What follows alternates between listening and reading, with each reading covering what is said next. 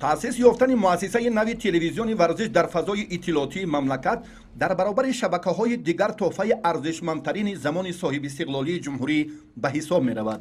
бо ибтикори асосгузори сулҳу ваҳдати миллӣ пешвои миллат президенти ҷумҳурии тоҷикистон муҳтарам эмомалӣ раҳмон муассисаи давлатии телевизиони варзиш 1 марти соли 2016 ба фаъолият шурӯъ кард ва дар самти амалӣ намудани ҳадафҳои асосии давлату ҳукумати ҷумҳурии тоҷикистон ҷиҳати ташвиқу тарғиби бемайлони варзиш дар миёни ҷомеа нақши босазо гузошт. таваҷҷӯҳи давлату ҳукумати ҷумҳурии тоҷикистон ба хусус асосгузори сулҳу ваҳдати миллӣ пешвои миллат президенти ҷумҳурии тоҷикистон муҳтарам эмомалӣ раҳмон барои оммавигардонии тарбияи ҷисмонӣ ва ба ҳамин васила таъмин намудани тарзи ҳаёти солим дар ҷомеа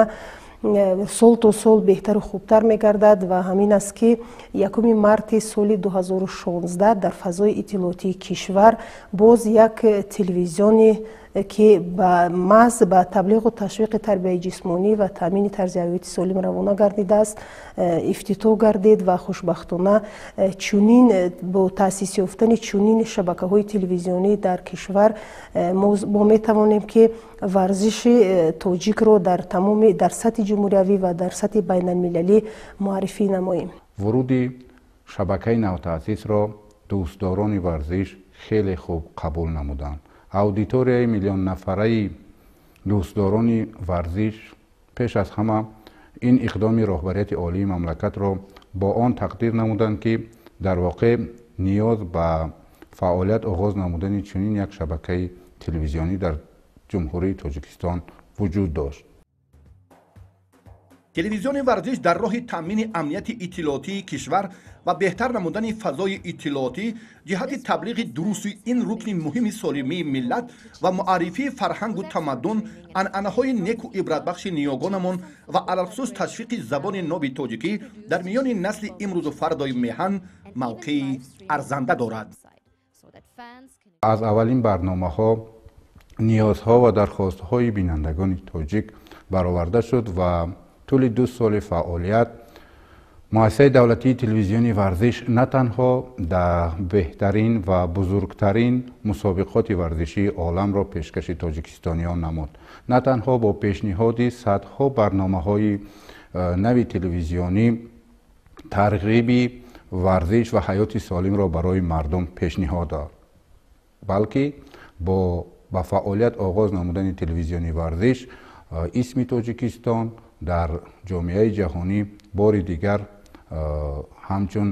кишваре ки дорои як шабакае мебошад ки онро на танҳо дар дохил балки дар хориҷ аз кишвар тамошо мекунанд,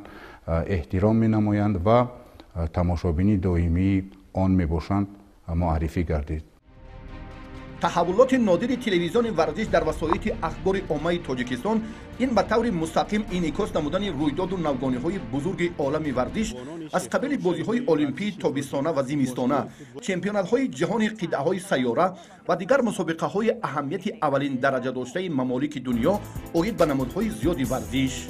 маҳсуб меёбад.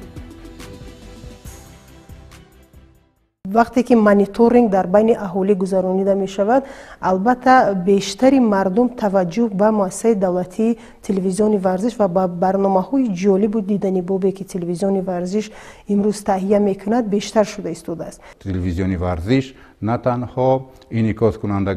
кунандаи ин ё он мусобиқаи варзишӣ мебошад, балки яке аз мубаллиғони забони фасеҳи тоҷикӣ низ мебошад ва ин хизмати хеле бузург аст дар назди миллат ва ба он хотир ки маҳз бинандагон ва хусусан насли наврас ба қудрати тавоноии забони модарии худ бори дигар боварӣ ҳосил мекунанд ва бо забони модарияшон онҳо бузургтарин мусобиқаҳои ҷаҳониро имрӯз тавассути телевизиони варзиш тамошо мекунанд. айни замон фазои иттилоотии телевизиони варзиш на танҳо дар ҳудуди ҷумҳурӣ фарогир аст, балки дар беш аз 80 кишвари ҷаҳон намоишу барномаҳои ҷолиби шавқангези ин телевизиони ягонаи соҳавиро ки дорои сифати дақиқияташ баланд мебошад тамошо менамоянд.